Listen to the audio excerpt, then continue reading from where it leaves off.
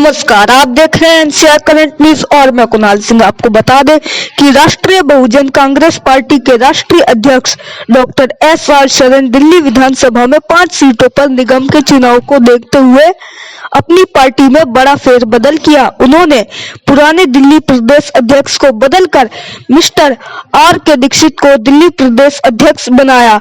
इस अवसर पर श्री आर के दीक्षित ने कहा कि आरबीसीपी को दिल्ली की 5 सीटों पर जिताकर इतिहास रचेंगे। इस मौके पर राष्ट्रीय अध्यक्ष डॉक्टर एसआर शरण ने मीडिया को संबोधित करते हुए कहा कि मुझे लगता है कि आर के दीक्षित दिल्ली प्रदेश अध्यक्ष के तौर पर दिल्ली में इतिहास रचने को पूरी तरह से तैयार है। देखिए हमारे संवाददाता एसके सागर की रिपोर्ट।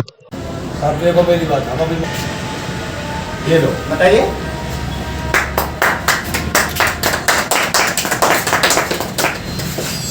आज समाज कांग्रेस राष्ट्रीय पार्टी के अंदर इस कार्यालय के अंदर आज आरएस और जैसा कि मैं नाम क्षमा चाहता हूँ, आरएस शरण जी ने आज मुझे जो शरण जी ने जो आज मुझे दायित्व सौंपा है उसके लिए मैं हार्दिक धन्यवाद करता हूँ। और आज इस पावन दिन को मैं सैल्यूट भी करता हूँ, सलाम भी करता हूँ और आने वाले समय के लिए मैं इनके साथ प्रेरित होने के लिए बाध्य भी होता हूँ। जैसा कि इस दिन से आज ऐसा महसूस हो रहा है कि हम देश के प्रति संवेदनशीलता के लिए प्रेरित होने के लिए बाध्य हो चुके हैं। नागरिक के लिए एक अहम दिन होता है। इस दिन से हमारे देश के लिए एक नई प्रेरणा की जागृति मिलती है। ऐसे कार्यालय तो बहुत हैं, लेकिन जब हमें कोई दायित्व सौंपा जाता है तो हमें बखूबी निभाना चाहिए। प्यारे मेरे इस देश के सारे कार्यकर्ता जो हैं और इस बहुजन कांग्रेस पार्टी के जो कार्यकर्ता हैं उनको मैं हार्दिक धन्यवाद देना चाहता हूं और राष्ट्रीय अध्यक्ष साहब को भी मैं धन्यवाद देना चाहता हूं कि मेरे को आज इस दायित्व के लिए इन्होंने प्रेरित करने के लिए बाध्य किया है। धन्यवाद। जय हिंद। आप बोलिए।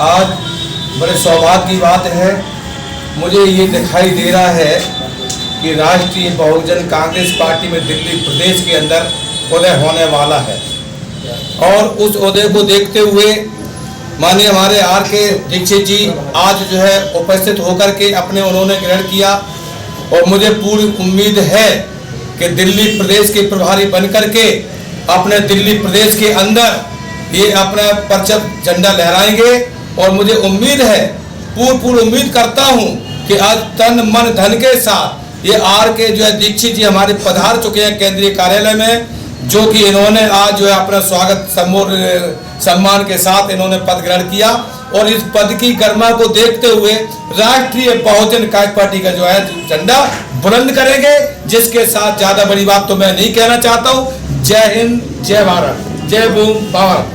अमर रहे बाबा साहब, अमर रहे बाबा साहब, अमर रहे।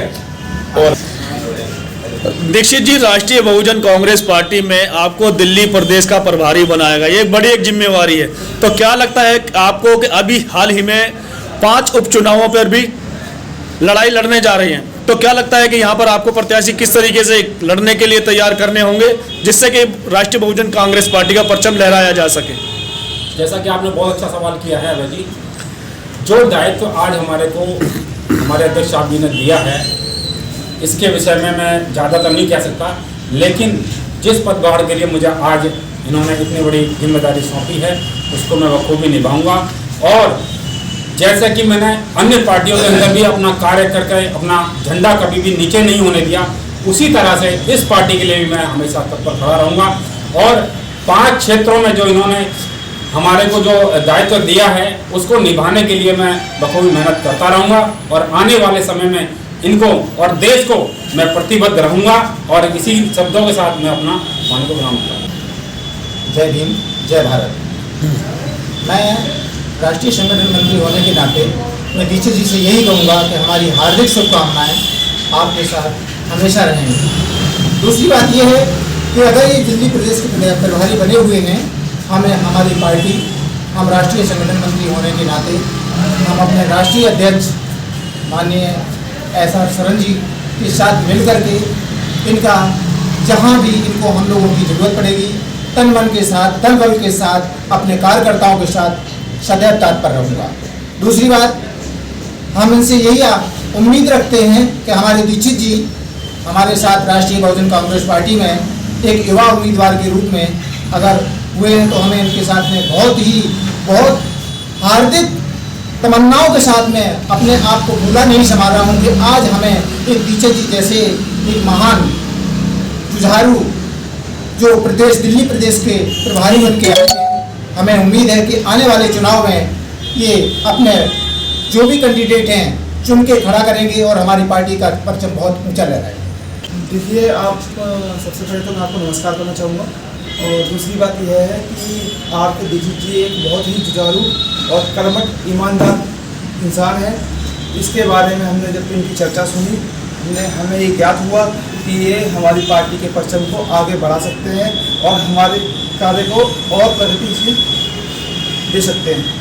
और हमारा सबसे बढ़िया एक ये ज्ञात हुआ है कि देखिए, कड़ी से कड़ी जुड़ती है और सबसे बड़ी बात ये है कि एक अच्छे काम करने वाले लोग अगर हमें हमारी पार्टी का दामन पकड़ते हैं तो हमें इससे बढ़िया किसी चीज़ में नहीं मिलेगी। और सबसे बड़ी बात यह है कि हमारे आर.के. दीक्षित जी बहुत ही जुझारू हैं। इनके कार्यों को हमने पहले भी परखा है, समझा है, जाना है, इसीलिए हमने इनको अपना ललित जी, क्या आपको लगता है कि आर.के. दीक्षित के आने से आप दिल्ली प्रदेश में अपना पार्टी को ज़्यादा और अच्छा कर सकते हैं? बिल्कुल करेंगे और कर भी सकेंगे, क्योंकि जब 1 से 2 होते हैं और 2 से 3 होते हैं तो 3 लोग अगर मिल जाएं, जैसे 3 लोगों ने मिलकर भारतीय जनता पार्टी को ऊंचा बढ़ा दिया, तो जाहिर सी बात है कि आज आर.के. दीक्षित जी मिल गए, 3 से हम 4 हो गए, तो हम तो 4 हैं, बेड़ा पार करके जाएंगे। ठीक। तो राष्ट्रीय बहुजन कांग्रेस पार्टी लगभग 16 सालों से इस मैदान में है और लगभग काफ़ी जगह जीत भी हासिल हुई, लेकिन अभी जो मौजूदा सरकार है वो लगता है कि विपक्ष को दबाने में लगी हुई है। उससे कैसे उभार पाएंगे इस पार्टी को? ऐसा है, पार्टियां तो चुनाव लड़ती रहती हैं और ये दौर आते रहते हैं, जाते रहते हैं, लेकिन आने वाले समय की गणना अभी इतनी जल्दी नहीं की जा सकती। ये आने वाला समय ही बताएगा। और जैसा कि आज का जो पदभार मुझे सौंपा गया है, मैं किस तरह से इस पर कर्मठ रहता हूँ, किस तरह से इस पर अपना दायित्व निभाता हूँ, ये तो आने वाला समय और ये हमारी जो कार्यशैली है उस पर निर्धारित रहता है। और रही आपने कहा चुनावों की, चुनाव तो आने जाने का खेल है, इससे कोई असलियत नहीं मालूम पड़ती। असलियत जब मालूम पड़ती है जब पार्टी एक शिखर पे पहुंचती है, उसकी कार्यशैली बताती है कि उसके कार्यकर्ता भी बताते हैं कि कार्य किस तरह से किया गया और ये पार्टी कितनी दम रखती है अपने क्षेत्र में और देश के प्रति कितनी संवेदनशील है। ये आने वाला समय अपने आप इसको बता देगा।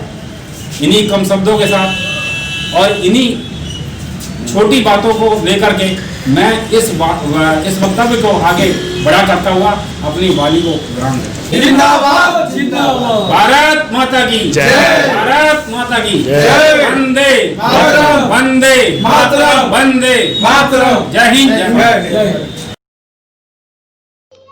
NCR करंट न्यूज़ को सब्सक्राइब करें और नोटिफिकेशन सबसे पहले पाने के लिए दबाएं बेल आइकॉन।